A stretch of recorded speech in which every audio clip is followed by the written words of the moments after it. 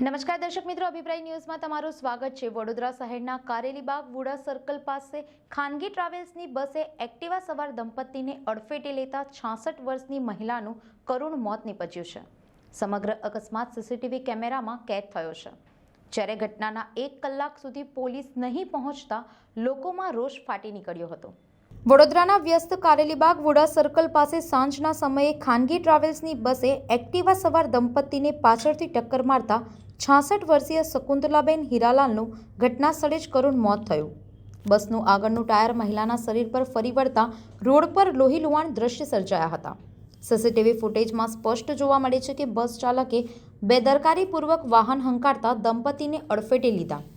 આંખનું operation કરાવવા દંપતી દવાખાને જઈ રહ્યું હતું ત્યારે આ દુર્ઘટના સર્જાઈ હતી। ઘટનામાં 1 કલાક સુધી પોલીસ ન આવી હોવાથી લોકોમાં ભારે આક્રોશ ફેલાયો હતો। હરણી પોલીસે સ્થાનિકોની મદદથી મૃતદેહને બહાર કાઢી સયાજી હોસ્પિટલ ખસેડ્યો છે। સંવાદદાતા સાથે અભિપ્રાય ન્યૂઝ, વડોદરા। વધુ સમાચાર જોવા માટે અમારી YouTube ચેનલને સબસ્ક્રાઇબ કરો અને જોડાયેલા રહો ફેસબુક, ઇન્સ્ટાગ્રામ અને ટ્વિટર પર।